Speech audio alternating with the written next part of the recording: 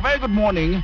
Cattle in the morning with Shooks, Renee and Makpo. And we are joined, of course, Financial Tuesday with Waceke and Nduati from St. Anthony. Waceke, good morning. Good morning, Makpo. How are you? I am happy that... That is living in fear and living in avoidance. I can see people in the studio laughing. We've all done this. You're just so happy that the ATM gave you the 3,000 shillings that you don't want to deal with anything.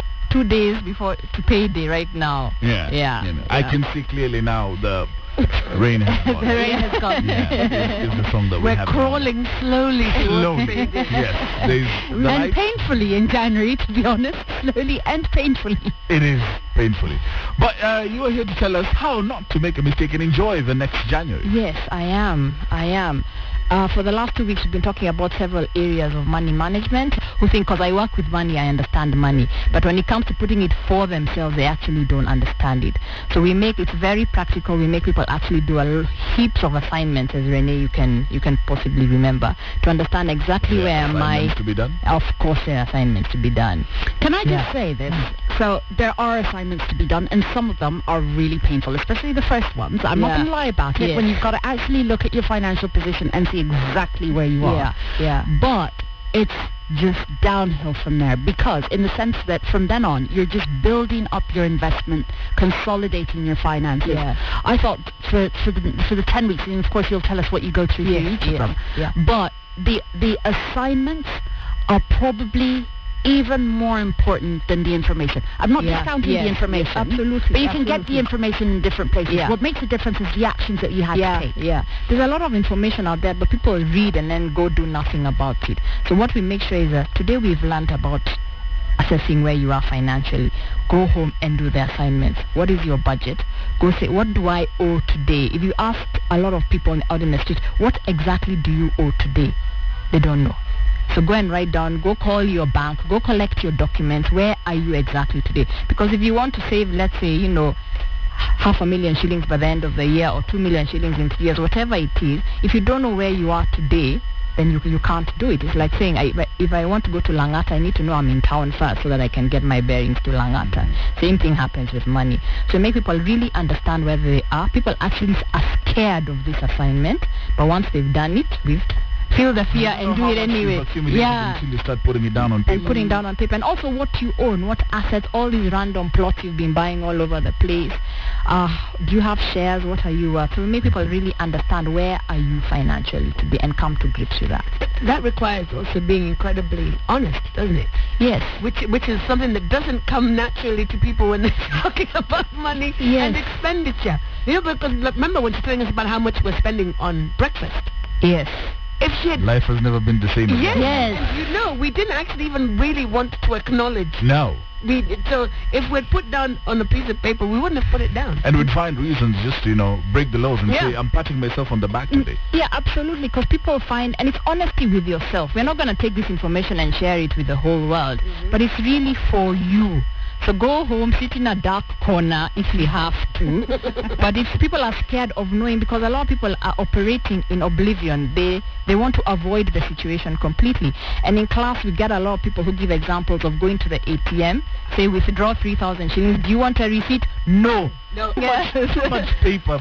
It's just back and forth. Awareness is the greatest agent. Awareness is the greatest agent for change. And then there are the hidden costs as well. I mean, like when you have a credit card, the little fees you get if you pay even 1 day late. The little fees. The little things. And you don't add those up. First of all, because sometimes it's 30 bob, 50 bob, 1,000. And then secondly, because you just don't want to deal with it. Yeah, that's a good point. Yeah. People actually don't think they matter. Like the other day, I just found out if I'm using mobile banking, there's 20 shillings. Yes.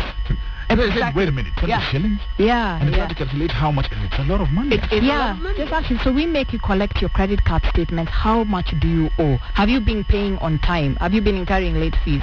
What is your bank statement? We have someone who realized that the bank had withdrawn 20,000 shillings to have. Do you really have a title to that land, or do you think you own the land? So collecting all your information in one place. Even encourage people, put it in a hard copy file and have it there as we go along. And then Tall, raga, and reggae heavy hitters. DJs Joe and Foley and Chris Darling. Entry absolutely free. Strictly 18 and over. Dirty Tuesdays. Day of destruction for all to see. Blessed to our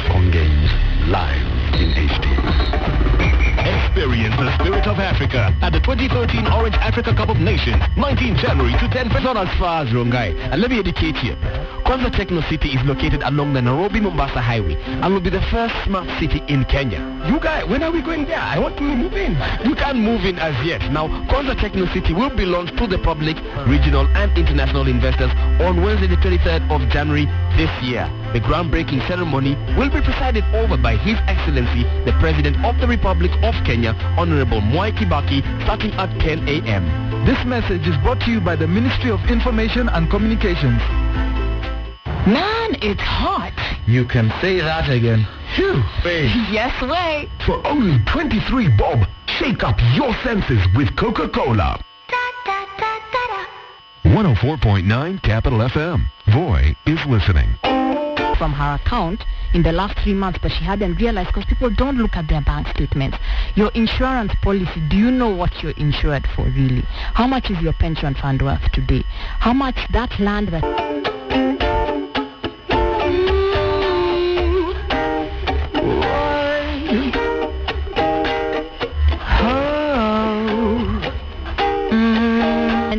People are scared, but by the end of the program, it's a weight lifted off their shoulders. They know exactly when they're now building the financial plan, this is what I'm starting with. This is what I'm working with. This is what I need to correct. Yeah.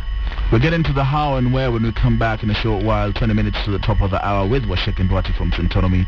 It is Capital in the Morning, and it is Financial Tuesday right here on your best mix of music.